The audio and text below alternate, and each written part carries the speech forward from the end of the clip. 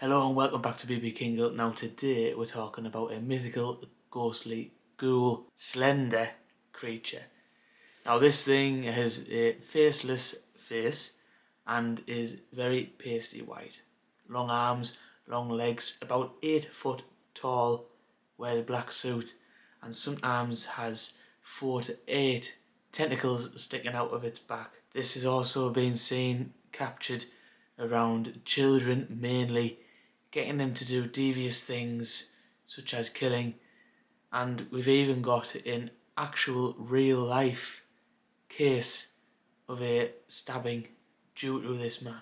However, by now you all know I'm talking about the Slender Man. June 10th 2009, on the site Something Awful, which I mentioned last week as well in this video, go check that one out, very similar to this. So yeah, June 10th 2009, a man called Eric Knudsen made a photograph for a competition on the site Something Awful, and the competition was, can you make a normal, seemingly normal looking picture scary? So Eric spontaneously came up with the idea of putting a slender, ghouly, ghostly looking figure into these pictures with teens and children mainly, also putting little descriptions saying we didn't want to be here, we didn't want to kill, but we did, all that kind of creepy shit to win this competition. And of course the pictures were that good, he managed to go quite viral. Just 10 days after the Slenderman photos went viral, a YouTube channel called the Marble Hornets, which was 3 young filmmakers, made a Blair Witch type of project, and they were being chased and pursued by a thing called the Operator, and the Operator was very, very similar and inspired by the Slender Man, and that was just 10 days after. So people obviously just ran with it on the internet. He did create the physical aspect of the Slender Man, Eric Knudsen. However, other people, other internet kind of scary folk made the folklore that everyone knows today about him going around kids and getting them to do devious things, getting them to kill and all that stuff, going into people's minds. And anyway, this actually did happen in real life. So Creepypasta 2012 Slenderman reached its peak, just made in 2009, 3 years later. Creepypasta, and it was huge, everyone knew about it. And then 2013 a game came out about the Slender Man. Then 2014 is when the Slender Man stabbing in Wisconsin occurred, where 2 young girls lured another girl to a forest and attempted to kill them.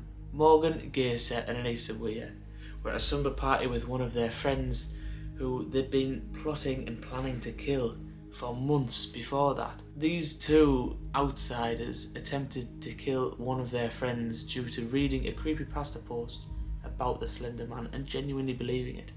So they've looked at all the pictures, all the folklore, even pictures like this, which is in a Brazilian cave, showing that back then, many, many years ago, there was such thing as the Slender Man, but obviously, as we all know, these are not genuine. But these 2 12-year-old girls genuinely believed in 2013 that they'd came across this mythical creature that they also said was talking to them. Morgan said she could hear the Slender Man and she could communicate with it through her mind, and that the Slender Man said that they have to kill someone in order for them to go to his mansion, which was hundreds and hundreds of miles away from where they lived. Peyton Leitner was the unlucky one that they decided to try and kill.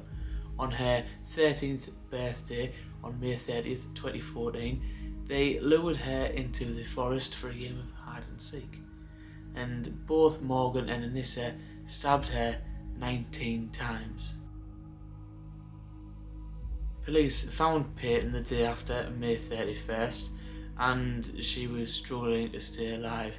However, after getting the treatment she needed, she is alive and still alive today, However, both of them girls, Anissa and Morgan, went in to serve some time. Mainly Morgan, as she was the one who had the knife from Peyton's house, and she was the one who actually done the stabbing. On that night as well, both the girls got picked up by the police, and they said that their motive was to please the Slender Man.